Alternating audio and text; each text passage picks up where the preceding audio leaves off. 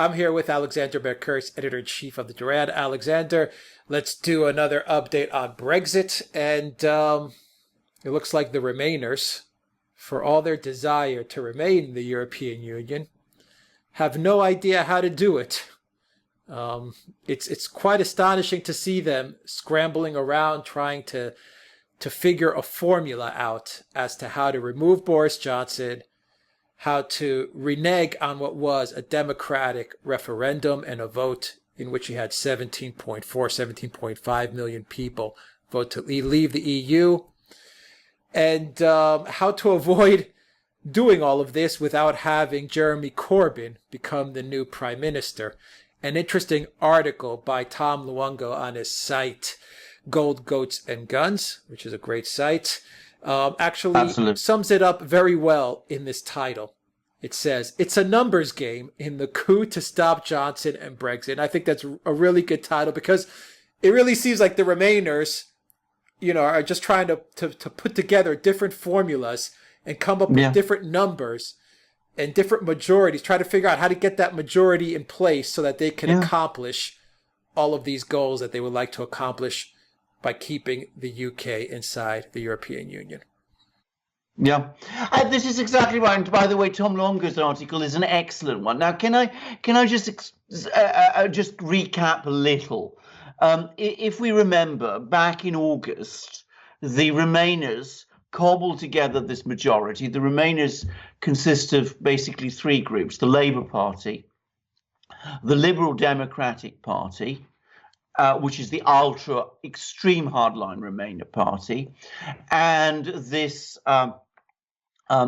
disparate group of 21 or so Tory conservative rebels who've now basically been expelled from the Conservative Party and have been voting with the opposition. Now, they're the three core elements of the Remainer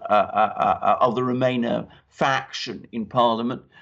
In addition, the nationalist parties, the Scottish nationalists, the Welsh nationalists, also support them, as does the one Green MP.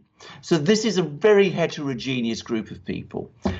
Anyway, back in August, they passed this Ben Letwin law, which says that unless Boris Johnson is able to get a deal through by the 17th of October, he is required by law to ask the European Union for another extension of 3 months so that Brexit Day, which is due to be the 31st of October, is going to be postponed for another 3 months until the end of January. That's what the Ben Letwin law says. Now, we also remember that back in August, Boris Johnson sought to prorogue Parliament, and 2 weeks ago, the Supreme Court, the British Supreme Court, said that this prorogation is illegal and null and void. And sure enough, Parliament again met last week and has been in session last week. Now, having made a huge issue of the prorogation, having said it was outrageous, unconstitutional, in my opinion, it was none of those things. The Remainers come along and some of them say, well, we don't trust Boris Johnson. We don't actually think he's going to abide by the Ben Letwin law. So what are we going to do? And the answer is they've done nothing. They were talking for several days about passing a vote of no confidence in Boris Johnson's government, so as to force Boris Johnson to resign and to form a new caretaker Remainer government that would carry out an extension that would actually be guaranteed to ensure that there was this 3-month extension to Brexit Day.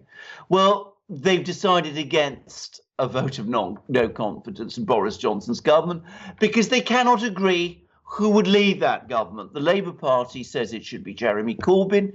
Jeremy Corbyn says it should be Jeremy Corbyn. He is, after all, the leader of the opposition and therefore constitutionally next in line to form a government. The nationalist parties have said, we agree with that. The Liberal Democrats said, under no circumstances can it be Jeremy Corbyn. So there is no agreement about who that prime minister, that alternative prime minister should be. So there is not going to be a vote of no confidence. So Boris Johnson remains prime minister and the Conservatives remain in office. So then there was this other idea that we're going to somehow strengthen and harden up the Ben-Letwin law. But the problem with that is that it's not very clear yet how you harden up the Ben-Letwin law in order to force Boris Johnson to ask for an extension on the 5th of October as opposed to the 17th of October, which is what is being suggested, when the European Council, which is the only body that can either agree an extension or consider a deal, doesn't in fact meet until the 17th of October. So the Europeans apparently are not happy with that proposal. So that's been put aside. So the Remainers at this moment in time are at sea. They've made a huge issue about the prorogation of Parliament. They changed, in my opinion, the Constitution to get that prorogation declared unlawful. They have very spitefully insisted on having the Parliament in session whilst the Conservative Party conference is underway. In about a week's time, Parliament is going to be prorogued again because there's the Queen's speech coming, and the Remainers have used this time that they gained through that Supreme Court judgment to achieve precisely nothing. What does that mean, Alexander, for the month of October? Here we are. September's over. We're in October. What happens now? Yeah. Well, I think it's going to, the initiative is passing back to Boris Johnson. There was a huge amount of anger, as you remember, confected anger last week, because Boris Johnson, instead of being intimidated and shattered by the Supreme Court judgment decision, came to the House of Commons on Wednesday and made a fiery speech defending himself. By the way, I should say that, in my opinion, he said nothing inappropriate whilst he was in the House of Commons.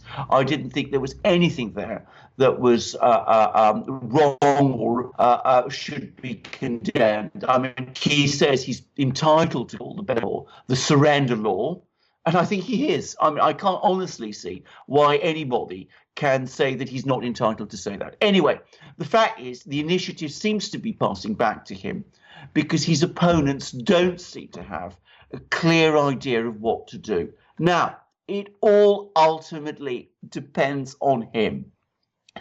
If he goes to the European Council meeting and somehow gets round the Ben-Letwin law, and I think more and more people are thinking that's what he's intending to do. He's going to go through the form of appearing to abide by it, but in reality, he's going to undermine it, so that there is no actual extension agreed by the European Council on the 17th of October. What do the Remainers then do? It seems to me they have only one card in that case left to play, and that is to vote to cancel Article 50, to revoke Article 50.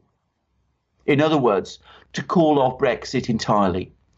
Do they have the courage to set aside the result of a referendum in which 17.4 million British people voted to leave the European Union, and which they all said they would abide by? All the Remainers said they would abide by. We shall see. But it's increasingly looking as if that is the major card, the only major card they have left to play, given that they can't seem to agree on anything else. Is Boris Johnson going to bring back May's agreement, Alexander? Yeah. And do they have the courage to revoke Article 50? Do you think they actually have the courage to do it? If they did it, would that just lead to all-out chaos? Right. Now, Boris Johnson has said, or rather, I shouldn't say Boris Johnson, there are people within the government who have been telling the media that the government is going to make counter proposals to the European Union by the end of next week to make serious amendment changes to Theresa May's deal. In other words, to basically change the deal. I think it is looking increasingly as if there will not be an agreement between the British government and the European Union by the 17th of October. And I think it is looking increasingly as if Boris Johnson is not intending to revive Theresa May's deal. I am not absolutely sure of this, but that's the way it looks at the moment. If he is intending to revive Theresa May's deal, then I have to say he would be the liar and deceiver that all of his opponents say he is. I mean, I'm not sure, but at the moment, it doesn't look as if there's going to be a deal. Now, will the Remainers vote to cancel the referendum by revoking Article 50 if there is no deal, and if that is the only way they can stop Brexit on the 31st of October, which would be a no-deal Brexit? I think it will be too close to call. I think a lot of Labour MPs who represent Leave constituencies are going to be very, very frightened of voting to revoke Article 50. And it could be that a large number of them will abstain. All right. Whether it will be enough, we shall just have to see. And finally, Alexander, on a little side note, but I guess it is related to Brexit, it appears that Macron and Johnson are finding common ground on other geopolitical issues. Does that also carry into Brexit a little bit as well, knowing that Johnson, well, it looks like Johnson wants to take the UK out of the EU, and Macron also wants to take the UK out of the EU. What's your quick take on that? Can I just say, first of all, that you're absolutely right.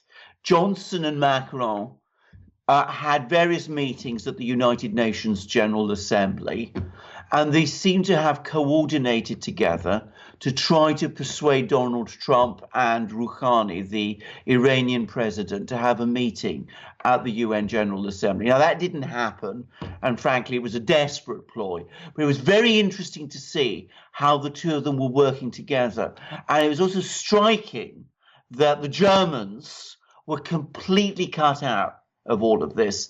They were not involved in these discussions that were going on between the British and the French at the United Nations General Assembly. Now, Macron has repeatedly said that he wants the British out of the EU. I mean, he's made that absolutely abundantly clear.